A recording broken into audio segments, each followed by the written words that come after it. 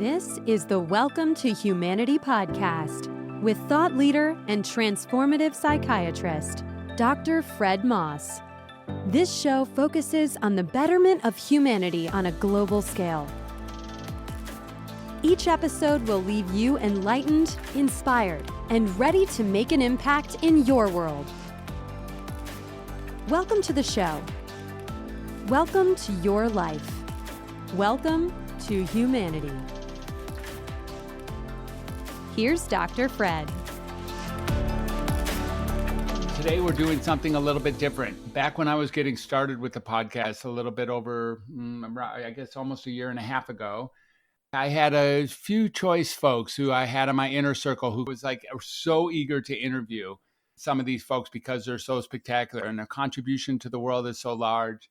And I just wanted to share them with you, my listeners, and also learn more about them, more about what they're up to, more about what their contribution is, who they're running into, and, who they are as people. And Michael Gelb was on that very short list. So Michael was there in the early run of Welcome to Humanity podcast. And now we're looking at, about 60 or 70 episodes later. And Michael and I have been dancing around several different topics over the last several months. One exciting topic has arisen inside Michael's world that we're going to be able to speak a little bit more towards. A very, very new and beautiful, we'll say, contribution or a launching that Michael's involved with that I want to share with you all. So today we are getting back together to have that happen. It's my greatest honor and privilege to have Michael Gelb back on the Welcome to Humanity podcast. Michael, welcome. It's great to have you here. Great to be with you. It's really cool to have you here. So, Michael, let's just launch right into it. There's a course that you're involved with and a course that you've been working on. You could almost say, well, you can tell us, but how many years and how much energy and what's here for you.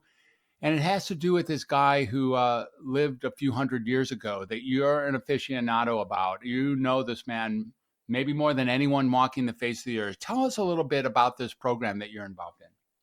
Well, the program is called How to Think Like Leonardo da Vinci. And of course, in 1998, I released that book.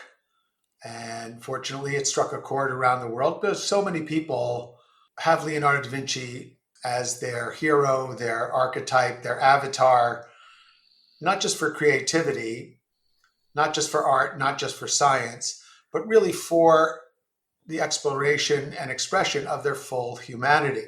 Leonardo was one of my childhood heroes. And as I got into the field of exploring how to develop creative potential, I would find myself sharing with groups stories from Leonardo's notebooks and occasionally illustrations from his artwork. And in, I guess it was 1994, I was speaking in Washington, D.C. to a group of company presidents on the subject of creativity and innovation. And I knew that this group was holding one of their premier events in Florence, Italy, which is my favorite city. Mm-hmm.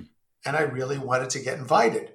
So the chairman of the education program for this event in Florence approached me and said, if we were to invite you to Florence, what would you do? He said, we want something really special.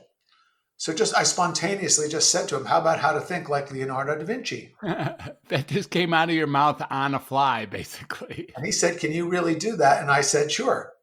And I had 6 months to make it up. And I got to tell you, these are all company presidents. This group is called YPO, Young Presidents Organization. They're a pretty tough crowd. They pay a lot of money to come to these things. And if they don't like you, they just walk right out. But the good news is that, as I said, Leonardo had been my archetype, my avatar, my hero. So this was a perfect opportunity to immerse myself even more profoundly into his mind, into his psyche, into really one question that drove the whole exploration. And that was, and is, what is he trying to teach us? What's Leonardo's message to us today for those of us who want to use our potential, who want to live fuller, richer, happier, better lives? So it was great because I went to Leonardo's birthplace. I went to the place he died. I walked his footsteps. I read his notebooks. I interviewed the great Da Vinci scholars. I contemplated his works of art. and I started dreaming about him. Hmm. And from those dreams, these 7 principles emerged. I gave the talk in Florence, and people loved it. They kept inviting me back. They still do many years later.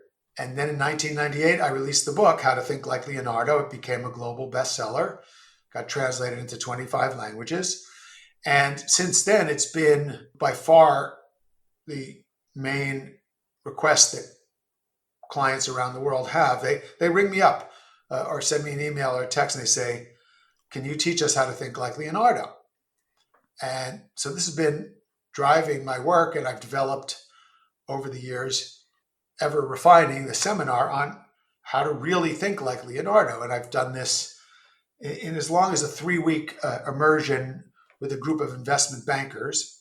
So the problem is, of course, that not everybody's an investment banker. Not everybody has a company that can bring me in to do this. And even though I've really done a lot to try to offer this publicly, make it accessible to everybody, to teachers, to parents, to entrepreneurs, to somebody who wants to retire and make the next phase of their life the most fulfilling, to somebody who wants to improve their brain as they age, to people who want to improve their relationships.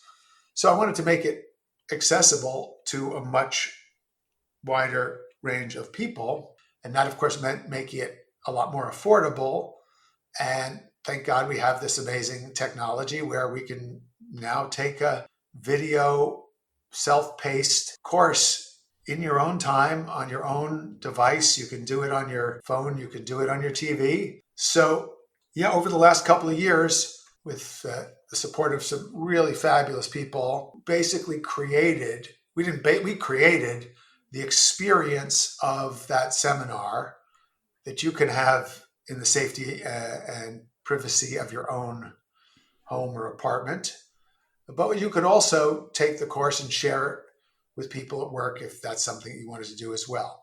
So it's 6.5 hours of super high quality. I got to say, it's really cinematic quality and very engaging guide through how to really think and live and create like Leonardo da Vinci. Awesome. That is fabulous. So you now can reach anyone who has the internet or anyone who has, access to anything, and they can do it from, with their favorite beverage at their hand or with their cat in their lap or taking a break or winding it back if they missed something and got started daydreaming or watching it 5, 6, 10 times or sharing it with their kids or sharing it with their colleagues or waking up to a certain lesson and then going off to work, or all those things become available that weren't necessarily available when you were teaching bankers seminars in Florence or Milan or wherever you were. That's right. Well, I always envision people with a great glass of Italian wine. Yes. Maybe a bowl of pasta, Yeah. a little bit of pecorino cheese, some fresh basil on top, Italian bread, some other goodies, and just savoring la dolce vita, because that's part of my life mission is to help people put more dolce in their vita, to make life sweeter and more beautiful. And the other cool thing about the course that I'm very excited about is it also includes a lot of what I've learned since I wrote the book. People love the book and do the exercises, and I hear from people all over the world. They're posting on Twitter and Facebook and LinkedIn. This book changed my life, which I love. It's heartwarming to me. And because I think like Leonardo, I've learned a lot in 23 years since the book came out. So included in the seminar, my latest and greatest hits that I think will help people. They're all in the framework of the Da Vinci Principles because the Da Vinci Principles are universal. But the course has evolved since I first talked to those company presidents in 1994. Each and every one of us is really dealing with something, right? No matter whether we're tackling some of the big problems in the world or maybe even the tiny ones, we all face challenges. Now, I've been a psychiatrist for many years, and I've worked with all kinds of people from all walks of life. I've worked with more people than I can really count, from various backgrounds, dealing with more issues than you can imagine, of all sizes and shapes. So naturally, over time, I've developed a number of ways to assist others in gaining a new sense of freedom and empowerment. Now, I'm pulling back the curtain on one of those methodologies, and I'm going public, revealing the process and associated mindset that contributed to using this particular method with maximum effectiveness. It's all laid out in my new book called Creative 8, Healing Through Creativity and Self-Expression. You can pick this book up on Amazon.com in either Kindle or paperback format. And as a listener to the Welcome to Humanity podcast, I'd like to offer you a completely free copy in audiobook format. Just go to welcometohumanity.net/creative and download your free audiobook copy of Creative 8 today. I really look forward to hearing about your Creative 8 breakthrough. Now, let's get back to this amazing conversation. Welcome to humanity. So what are some of the things? What has happened? You know, you wrote the book and you became the expert, and then you became the world expert, as I understand it, or certainly in the conversation with one or two other guys who really study Leonardo, yes? To me, my favorite expert on the academic knowledge of Leonardo, and especially Leonardo's art, is Professor Martin Kemp. Formerly of Oxford University, spent a lifetime studying Leonardo. And Martin Kemp is one of the people that I engage with in one of our bonus segments that comes with the program. So what I did is I tried to bring in some of my favorite scholars, Ross King, who, besides just knowing so much about the Renaissance, Leonardo, Michelangelo, Machiavelli, is just so utterly charming and brilliant. So then, fortunately, I've become friends with these people because I interviewed them, and I actually met Ross King because we spoke together to YPO when I got invited back to Florence. He was teaching about Brunelleschi, and I was teaching Leonardo. And I was lucky enough to meet Martin Kemp in London shortly after the Da Vinci book came out, and he wrote the foreword to my book, Discover Your Genius, where I profiled 10 of history's greatest minds. So I'm bringing you the best of what I know, but I'm also, and this will continue, when people enroll in the course, they get all the bonuses I've created already, but there's a lot more to come because I'm blessed to know these people, and I'm recording my conversations with them and making them accessible to the people who become part of our extended Da Vinci family. Let's talk a little bit about you. I want to put this into perspective, and it might be something that from inside the forest called Michael Gelb, you might not know about yourself. And let's see if we can shine a little light on this. 15 books, is that what we're saying? How many books are you giving yourself credit for having published? I'm not giving myself credit. I wrote 17 books. 17 books. All right, yeah. Well, we write books and sometimes they don't hit it to the street, so they don't really count. But these are 17 really serious books. And some of the... I got paid for every one of them. So okay, there you go. Not that there's anything wrong with self-publishing, God bless, but real publishers paid me real money for all these books. And it appears, and I've read a number of them, it appears that there are multiple different topics here that interest you. The genius, there's public speaking is, I think, your more recent one. And how is it that, I guess we'll really cut to this question, like of all the interests you have, and your interests are extraordinary, you bring out these very large kind of omnipresent, but super interesting topics, and then speak to with some authority as to how to take a bite out of these things. How is it that this book and this topic has risen to the top as representing your life's opus? And first of all, is it that? And second of all, if so, how did it get there? Well, people ask a parent, if a parent had 17 children and you say, which is your favorite? You say, I love them all equally. But this one became a psychiatrist and then had a podcast and then started an entrepreneurial venture. So this one is the most successful of my offspring. Mm-hmm. So, and I have a special affection for Leonardo and the book because my mission is to touch as many people as possible, as deeply as possible, and help them become aware of their creative power, to awaken their consciousness, to inspire them to live more beautiful lives. So it is through How to Think Like Leonardo that I've touched the most people. So in that sense, it's my favorite. However, my 17 books are right up there on the center of my bookshelf. Okay. And what I do sometimes is I just look at each one and I think about what I learned from writing it, the role that book played in my journey. Because one of the best ways to learn about something is to write a book about it. So each of these 17 represents a profound learning journey. Some of them were more successful than others. Some of them were harder to write. Some of them just flowed. I wrote a few with other people, so that's a whole other story.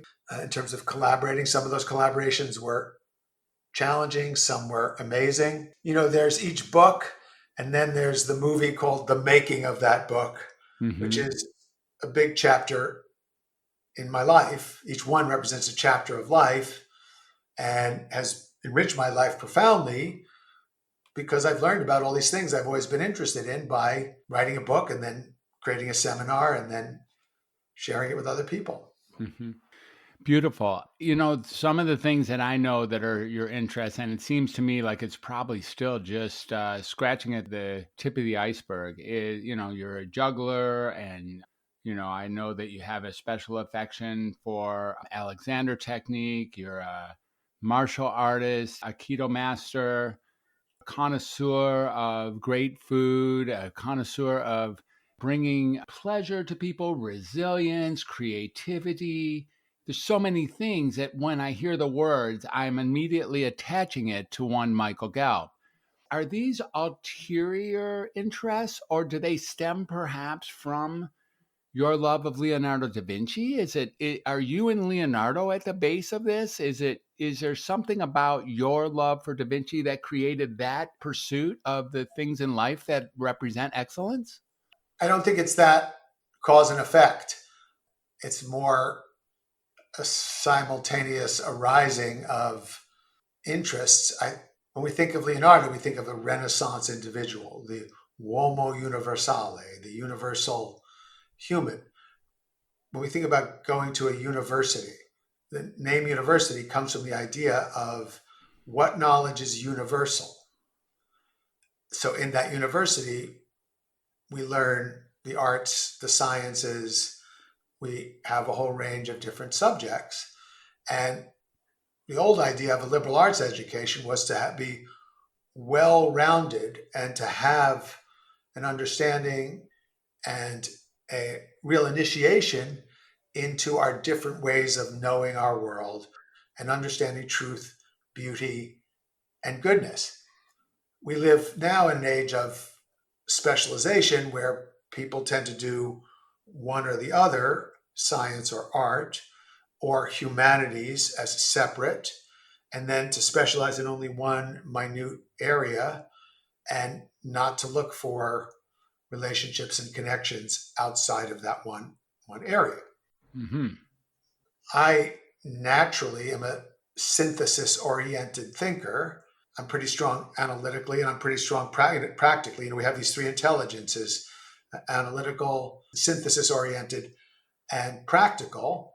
And it comes naturally to me to look at relationships and connections that other people might not look at, but I also analyze and look for detail. And then I'm practical and I think about how do you really make this work.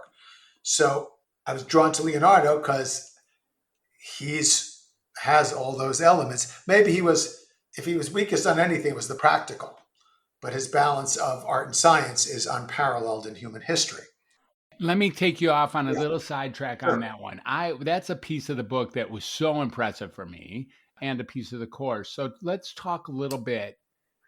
Most people know him as one or the other. And frankly, most people know him probably as an artist with like a science hobbyist or something, and really don't know the supreme brilliance, the all defensive, all offensive player of the century, or perhaps player of the millennium in both categories, not like one and the other. Right. Say a little bit more about who this man is. Like really the we say polymath and then there's Leonardo. Who is this guy?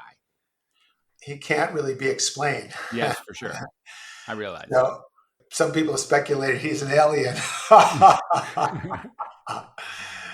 So you have to frame it to really, I think, to begin to appreciate it. You have to look at the zeitgeist, the spirit of the time, because every age informs the characters, the geniuses, the heroes of that age. And we call Leonardo the ultimate Renaissance man because this was this incredible flowering of art, of science, of technology. The Renaissance was driven by technological innovation, the printing press, the magnetic compass, the telescope, the microscope, the long-range cannon so they could blow up the feudal walls, and that was the end of feudalism. And not to mention the plague, which got everybody a lot more curious about exploring and thinking outside of the limited framework that had dominated Europe for 1,000 years. So here's this time where the quest for knowledge is just taking off exponentially. And here's this one individual who embodies that, who expresses that supremely, not just for his age, but for all time so far. And in some ways, he's amazingly ahead of his time. He's coming up with ideas, like he wrote in his notebooks, that someday people will be able to communicate with one another across continents. You know, he invented the parachute before anybody could fly. Right.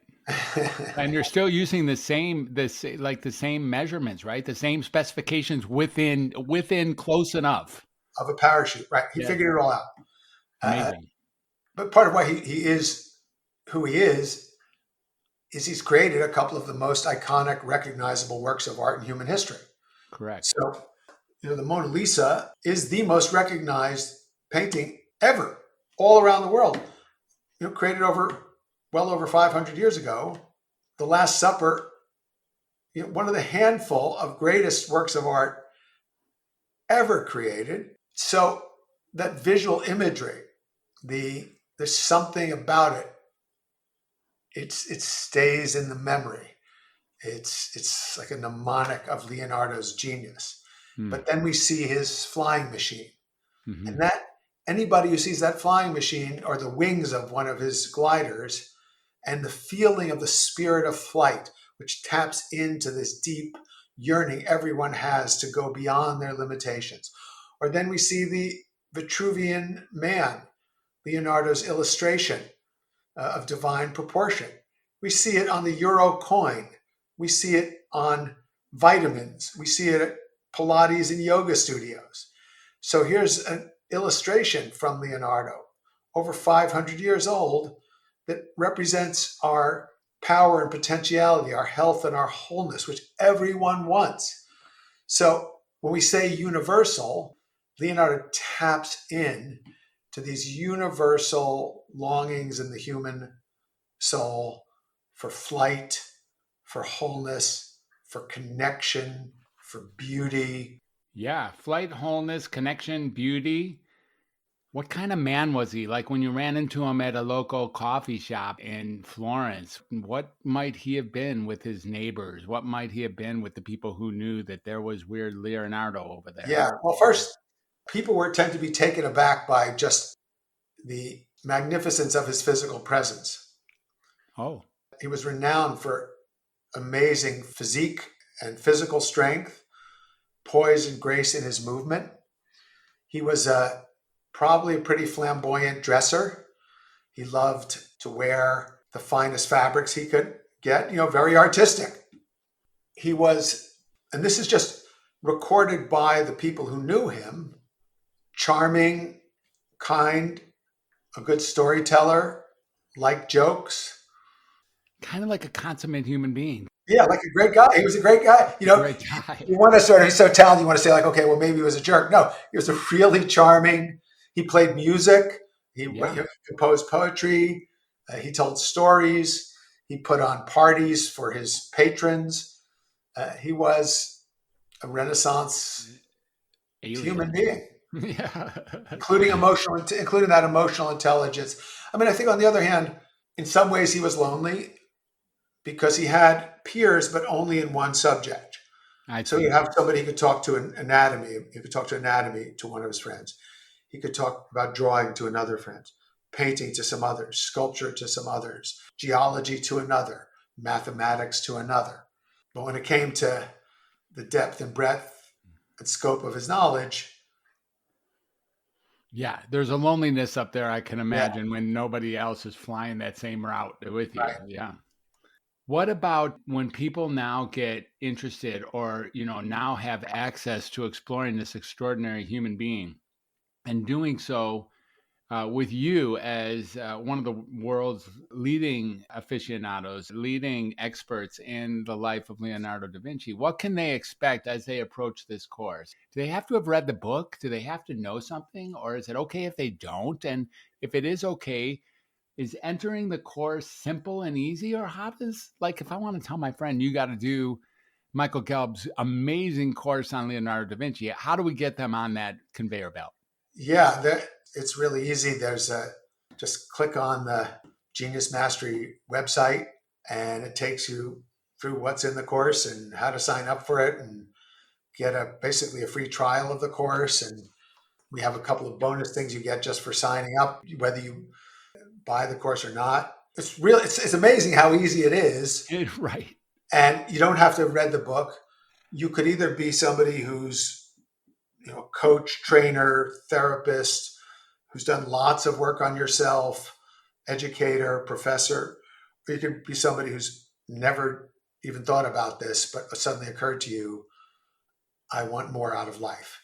I want more out of life. And that should be something you might want to be looking for when you take on this course. Yeah. Like maybe your life isn't complete yet. Maybe you want to take a bigger bite. Whose life is complete? I mean, nobody. Right. Exactly. So especially, the world has changed in a way that although we're all looking forward to interacting with one another in person, in groups, we've learned how much we can learn and exchange and share and develop through electronic modalities. And people now, you have access to this experience. And it's not just like turning on a YouTube. It's not just like a course that somebody shot on their iPhone. This is, I'll put it up against anything PBS does. Mm-hmm. That's not because of me. That's because of Ed Greenberg, our amazing videographer, director, editor. I mean, he's an amazingly gifted, brilliant guy. Mm-hmm. And we shot it at this incredibly beautiful place called The Beckoning Path on a private lake in New York. The sponsor of the whole video gave us his place to shoot it. So the other thing about it I would say is the course is in linear order. There is a method to it. So if you start at the beginning and go through it in order, each point builds on the next point. Each exploration sets you up for the next one. But and that's the same thing that's true in the book. But what I tell people in the beginning of the book is you can skip around. You don't have to do it in linear order. Some people like me like to do things in different order. But what I would also recommend to people, I'll tell you, this is funny. I think this is funny. Somebody early on when the book first came out, somebody said, there's just too much in this book. There are too many exercises.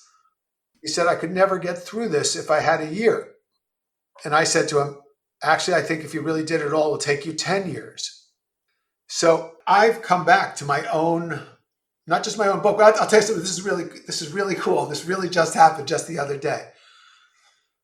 I was reviewing the course, which I've been through. I mean, obviously I've taught it innumerable times. We did 3 takes of every shot from different camera angles to edit it together to make it really high quality. And then I've watched the whole thing multiple times. But I watched it again last week. And I got an idea that changed my life. I started doing something that I recommend to other people that I realized I haven't been doing for a while. And I just started doing it. It was a particular exercise to do in one's notebook that I just, I'd stopped doing it years ago. And I just said, oh my God, that's exactly what I need to do now. So my guidance to people is, get the course, and then take it, and then take it again, and then take it again, and read the book, and then go back. And because these are not, I mean, some of the exercises are more profound than others, but when you take the gestalt of the whole program, it will shift you into a whole other mode of awareness, of consciousness, of creativity. Now, the exercises, are they exercises that were designed essentially by Leonardo, or are they, like you said, based on your expertise in synthesis? What do we have here? Yeah, so we call them explorations because that's more inviting than exercises. Nobody wants to exercise. But an exploration, yeah, that sounds cool. Yeah. So there's 7 Da Vinci principles. And then when I was writing the book, I said, okay, I've figured out what the principles are. How can people embody the principles? And my whole professional life has been exploring how people can be more creative, be more innovative. So I already had a pretty good vocabulary of explorations, but the key was linking them in so that they really fit logically with the principle. I didn't just randomly throw stuff in there. And I looked for real connections between something Leonardo says to do in his notebook and then an exercise that you can do. Mm-hmm. So, Leonardo says, the greatest deception men suffer is from their own opinions. So then there's an exercise on examining your self-limiting beliefs. Mm-hmm. So it's not just, I didn't just, make stuff up to throw it in there. I took a prompt from Leonardo and said, okay, how do we go deep into what Leonardo just invited us to do? In his notebooks, he's showing things from different perspectives. Page 50 of the book, there's a beautiful drawing of a flower from 3 different angles. So one of the exercises in or explorations in the book is we take you through looking at things from different perspectives and angles and how to do that in your life so that you can be more open-minded. Yeah, I'm looking at those 3 pictures. It is a spectacular set of pictures indeed. And his brilliance is so concentrated that it can hit like a fire hose, like so much. Like there's no break between where Leonardo da Vinci is brilliant and where he's brilliant again. Like that's, and not just brilliant. Brilliant is still for the heathens. The consummate brilliance of humanity is who this man embodied. And now my question is, what can we do? What can we in the public, we're seeking to have our lives upgraded, at least make it, a reason to get up in the morning, or somehow learning to like our spouse, or make more money, or avoid being too angry, or managing addictions, or, kind of gnarly little things that have bitten at our ankles and now have us. And we're just looking like, can you just give me a little break? What can we expect as we take on this course of this man that's delivering a whole new level of dimension on how to live life?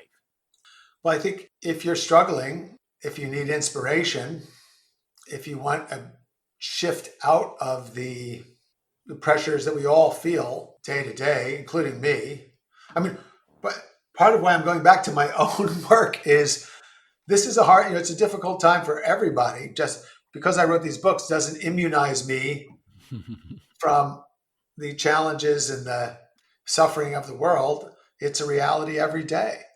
And what I've done is just shared the best of what I've learned that's helped me, and that's fortunately helped countless people from all walks of life. I think I said that before. It's part of why I love this program. Is we had a sponsor. He was going to choose one thing of mine to make a video of to help people learn something that would help them the most.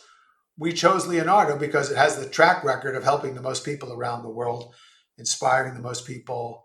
School teachers use the 7 principles as the core of their curriculum in classrooms around the world. Mm-hmm. I got a collage mailed to me by a Polish elementary school class of the 7 Da Vinci Principles. Wow. And all the kids signed it. Wow. the 7 Da Vinci Principles, if you go to the Da Vinci Science Museum in Allentown, Pennsylvania, you walk in, they have 7 banners with the 7 principles hanging from the ceiling and a little plaque that says that the museum is dedicated to the spirit of Leonardo as embodied in these 7 principles. And these are the 7 principles that were downloaded to you in your dream? Is the same ones that weren't there before that dream, perhaps, and then became 7 principles after?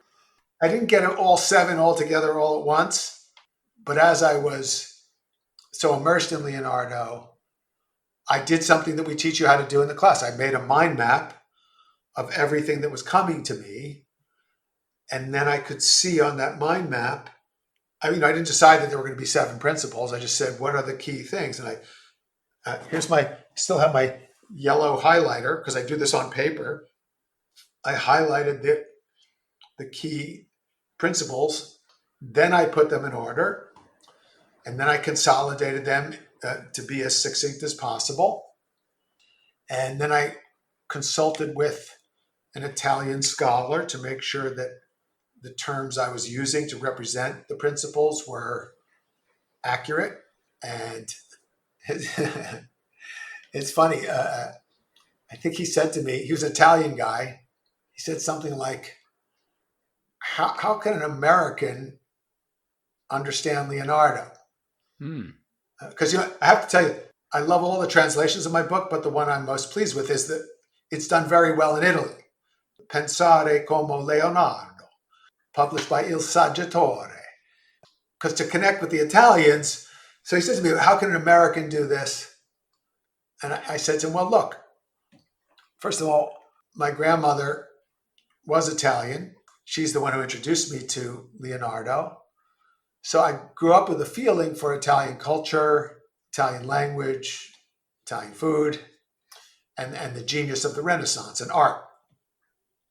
I said, and I'm also Jewish, so I have the chutzpah to write this book.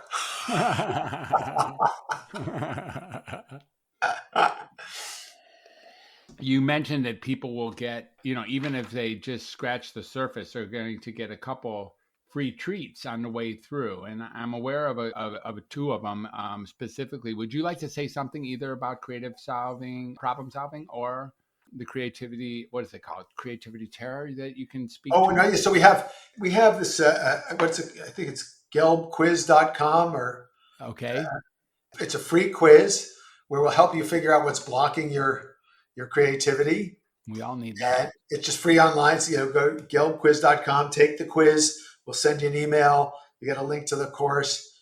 I think you get a free gift just for taking the quiz. And then what was the other question?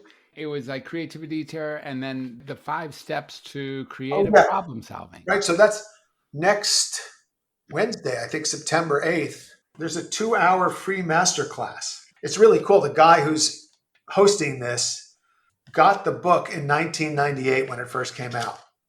And he fell in love with the book. It changed his life. He's got 9 children. The book inspires him with his kids. And he runs he has a podcast. And he had me on the podcast a while ago. And he said, I want to bring this to the whole world. So he's hosting this program we're doing. Let me see exactly when it is. It is Wednesday, September 8th from 1 to 3. And it's something that's not in the Da Vinci course. It's a super bonus extra. It's one of the things I teach a lot of my entrepreneurial, corporate, and science-oriented clients, because it takes them through how do you really find solutions to challenging issues. It's the 5 phases of creative problem solving, and it's based more on the study of, it's a sort of amalgam of what I've learned from studying all these different geniuses. Oh, so this is even beyond. This is going to maybe the 10 Jesuses you talked about in that book, or really some Edison, some Da Vinci, some Einstein. Yeah, they're all in there. Where does Da Vinci land? And when you're looking at Einstein and Edison, and maybe Jesus and John Lennon, I don't know. Where does Da Vinci land in the scope of genius or impact on the world while he was alive? Yeah. those are different questions because impact on the world while alive versus impact on the world 500 years later. Okay. I'm interested in the historical scope of genius. So to me, what fascinates me the most is if we're talking about you 100 years later or 500 years later, then you really either had a really good publicist or you really, Mozart's music isn't going away. Neither are Shakespeare's plays. Right. So everybody loves, what's the coolest thing? What's the latest thing? I don't really care. It's not my, I'm not saying there's anything wrong with that, but it's not my passion. I'm interested in what's timeless. And why is Shakespeare in 50 languages? Why is Mozart performed in China and in Africa and everywhere around the planet? Because the greatest expressions of human genius are universal and they're timeless and they affect the whole world. So everyone knows the Mona Lisa. Leonardo affects the whole world with his example of fulfilling and expressing your potential. So when it comes to who's the supreme expression of human potential, Leonardo da Vinci. When it comes to the greatest scientific breakthrough, then we can get into a fun conversation. When it comes to the greatest political genius, when it comes to the greatest spiritual genius, because I what I did in Discover Your Genius, where I go through the 10, I said we're going to leave out spiritual genius because that's a separate book. So Jesus, Buddha, Lao Tzu, Saint Francis of Assisi. These are it's a separate kind of study, one that interests me very much, and that I have pictures of some of my favorite spiritual geniuses right here on my desk, because to me that's actually the genius that matters to me the most. So it just depends on the category and the framework and the timing. But we're talking about of all time, longest impact, and most all-around athlete. Right. That's Leonardo. Right. That's what it looks like. We both have a love of sports, and I'm just thinking about that. It's like there's the MVP of the year. There's people who change the game. There is the GOAT, greatest of all time. And then there's usually arguments in each and every sport about who that GOAT might be. And then we start looking at people who made impact, not just in sports, but in humanities or in literature or in science. And they're the best basketball player that ever lived. We start looking at that. Well, that's why I love LeBron. Because of his leadership and charitable work and business acumen. And plus, to me, he's the greatest player also. But you can make, I can make a case for Michael. I can make a case for Wilt. I can make a case for Kareem as the GOAT. And I love those kinds of conversations. I actually put this in the beginning of Discover Your Genius. I said, because whoever you might choose to build your team around, to build a dream team, you want some shooters. You want some people who can shoot from 3-point. You want some people who can play point guard and pass. You want some people who are rebounders. You want some lockdown defenders. And you want to be able to bring in different people at different times in the game. So you have people who may not be the greatest of all time overall, but they could be the greatest of all time in the role that they play. If you want an obnoxious, torturous defender rebounder, you might have Dennis Rodman on that team. I couldn't imagine you going anywhere else with that introduction. That's right. Exactly. So he's not in any conversation for the GOAT, but if you're making an all-time dream team, he's somebody you could consider. I've got Kareem on my team. He's on my top 10. He has to be, because no one can defend the sky hook. I got Larry Bird. Yeah. I got Tim Duncan. Yeah. And I now have Steph Curry, very controversial, but I've never seen anybody shoot like that. But the point is, we do the same thing. Say like, okay, well, I've got Plato is definitely on my starting team of all-time geniuses. Yeah. Creating the conversation that we're having now, the terms of the conversation of logic. Major impact. Yeah. Major impact. Can't get right. So And that's the other thing people don't think about is most people have no idea that the way they think about things, if they think logically at all, is sourced from Plato. Yeah, most people don't think about that. Most people don't know that, like an academic, like you say, well, yeah, that's an academic point, that comes from Plato's Academy. That philosophy, the love of wisdom, was basically something that he brought together and created Western civilization as we know it. I mean, he'd be tearing his garments if he saw some of the idiocy that's happening in our world today. But we still are championing the notion that truth, beauty, and goodness will prevail. And again, that's another reason I write this book, is why you do these shows, because we want to bring people to a focus on what is true, what is good, what is beautiful, and how can we bring more of that to our lives and to the lives of everyone. Well, given that, and yes, indeed, we share our stand and our commitment to exploring and then bringing that to as many people as possible, sourcing that for others. The question I have for you is, let's say in the next 6 months or year after launching, and then, 6 months, 1 year, 5 years, and then really even legacy after we're both gone. What would be the impact that this book and this course, you would desire the impact that this book and this course would have on humanity or the people who get in touch with it? I want every child around the world to grow up knowing how to think like Leonardo, being familiar with the 7 principles and the applications, so that we don't have to do re-education. We can just do education. And in terms of legacy, the great thing about the video online learning course is it's the first step in becoming a certified Da Vinci coach facilitator. Because my vision is to train people to take others through the video, to be guides basically for groups in companies and schools and universities around the world, so that this universal genius can become universally accessible. Mm-hmm. And I've begun already making mind maps about, I intend to be around for quite a while longer, but ultimately I'm considering I think I'm going to be the next technology it'll be the hologram of me teaching this course. Mm-hmm. So it'll be a virtual reality iteration of this, probably with AI that lets you, do the lesson like you're walking through Florence, and look at the blue in this painting by Botticelli, and the blue comes up. Mm-hmm. And then we have, we'll be able to simulate the aromas of a phenomenal Conterno Monfortino Barolo from a great vintage, and have you do a comparative tasting of different vintages without having to pay $1,000 a bottle. So I think the future is just super exciting in this regard.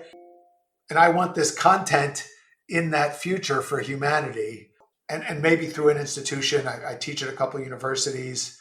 I'm open to the possibility that we'll have an endowed chair of Think Like Da Vinci studies. Assuming this is as successful as I expect it will be, a department to create the original idea that what the university was supposed to be about. Interesting. Yeah, because it really is the original idea of what university then became on the heels of this. Yes.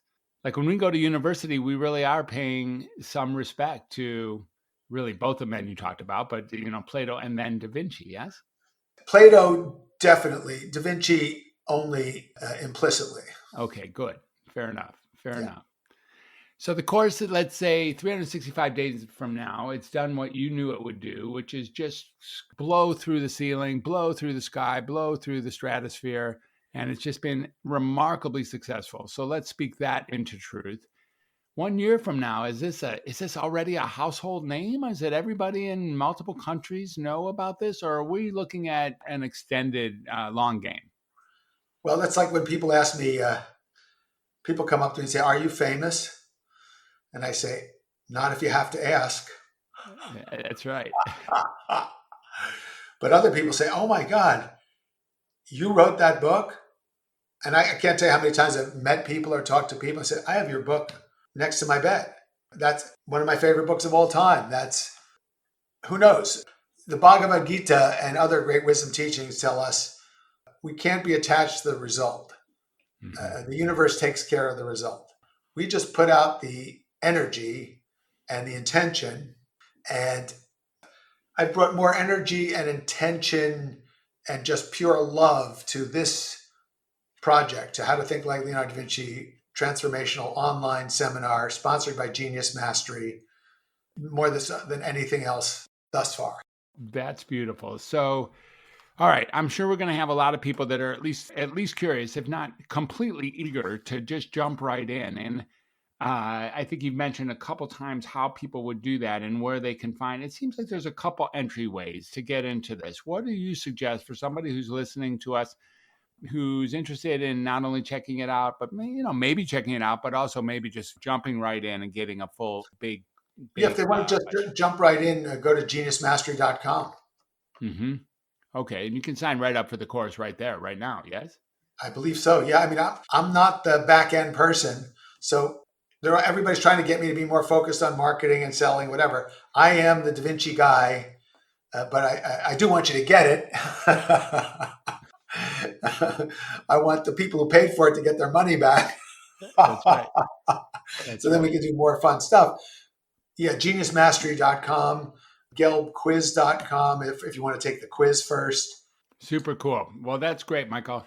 Is there anything else you want to say? Is there anything else you want to add to this conversation that maybe you didn't say either in the conversation you were wishing I would ask, or maybe something about the course that has come up recently as it's ready? We're right on the twilight of it launching, like for real, like taking a new level. Yeah. Well, the one thing I would say too is that if I go online, I look at the ads that I see and I look at what people are obviously interested in. And by far, it's help me deal with stress, help me deal with anxiety, help me deal with depression, help me sleep better. And it's amazing how many startups have a potion and an app and a gadget to help you do all those things. And one of my mottos is we all need all the help we can get, including me. But I'd say I'd leave people with the thought that when you learn to think creatively, creativity, when we integrate analytical, synthetic, and practical intelligence, is the most potent form of stress management, of anxiety management, of depression management, of life management, which is the challenge we're all dealing with now. That the lessons in the course, the exploration, and the energy of the course is a support for people who are seeking creative ways to be resilient in a very difficult time. It is difficult times, and prayers for everybody out there who's listening, who's feeling those difficult times profoundly. My heart's out to you. My prayers are out to you, my soul as well. And indeed, as Michael said, sometimes it's me who's sitting there. And these are difficult times, and there's an opportunity to take them on through using new processes or new age-old processes. Not necessarily prophecies, but new philosophies, new capacities to take on life as it comes at us. And that's what this Leonardo da Vinci rediscovery or re-exposure that you're bringing forth really offers to those who want to take a big bite out of it. Yes? Yes. Okay. The other thing too is that, I'm a huge explorer of learning online. I listen to multiple podcasts. I do meditations. I study with spiritual masters, and it's amazing. It's great. It's incredible, and it's all free. I have premium subscriptions to stuff, so I don't have to watch ads. But one thing that people say, so why should I invest actual money in something when there's so much that's free, is this is integrated, organized, and in depth, and that's why it's worth paying for, because it's not just wow, that's cool, wow, that's cool, wow, that's cool. It's like that's cool, that's cool, that's cool. It's more than the sum of its parts. Interesting. Yes. Super cool. Very attractive, very interesting. I wish you and the world success as we take this on together, as we step into the beauty that you're bringing forth, the window into what it really was to be Leonardo da Vinci, and how we can take from who Leonardo da Vinci was and the legacy he left for us, and make our lives, like give our lives a boost forward. So that's who you are. And just as the ambassador for that, Michael, I thank you for being exactly that human. It's a grand task. It's a lofty task. It's a noble task. And I really wouldn't expect anything less from you, and don't know very many people who, in fact, would take it on with the vigor and the passion that you do. I speak for millions and being grateful for you bringing this forth to everyone. So great work. Thank you so much. Thank you, Fred. All right, we're reaching the end of this conversation, and saying goodbye to these conversations is always difficult. Finding a way to reach a certain point where we can taper off and move on with what we call our lives. So it's been a pleasure and honor. This is the second time that we have Michael on. If you didn't hear the first time, you can tune in. I think it's in the first. I'm not sure which number it is. I didn't check, but it's on the list of podcasts in the early Welcome to Humanity run. And we were really able to focus on where Michael is today, and that was really wonderful. So again, Michael, privilege, honor, pleasure, really love you, and I'm really pleased to be part of this, and so excited for the next level of launching that Thinking Like Leonardo da Vinci is about to go through. Great job. Grazie mille. All right. Bye for now. And for all of you, thank you for listening. If you made it this far, I hope you found all of it as exciting and fascinating as I did. And you know how to reach Michael, and you know how to get to this course, and go ahead, dig in. It's amazing. So that's what's here to be had. I love you all. Welcome to humanity. Here we go again. Have a great day. Hey, welcome to Humanity family. It's Ryan Levesque here, co-producer of the show. I truly hope you enjoyed Dr. Fred's in-depth conversation today. If you did, and if the conversations we share each week are making a difference for you, could you please take just a moment to leave a rating and a short review on Apple Podcasts? Your enthusiastic review helps new listeners discover the show. Your support here really does make a difference. I'd also like to invite you to reach out to a friend or two who would appreciate today's episode. Maybe shoot them a quick text or email, or maybe pick up the phone and invite them to subscribe to the Welcome to Humanity podcast so they can be enriched from the discovery of amazing ideas and insights each week. As always, you can find past episodes along with the complete show notes and links at welcometohumanity.net/podcast. If you'd like to explore how working one-on-one with Dr. Fred can help you break through whatever challenges you might be facing with your mental health or well-being, leading to new levels of freedom and vitality, I invite you to reach out to us directly by emailing Dr. Fred at welcometohumanity.net. That's DRFRED at welcometohumanity.net. Thanks so much for listening, and keep an ear out for another captivating conversation next week. Have a beautiful day, a beautiful week, and indeed, a beautiful life. Welcome to humanity.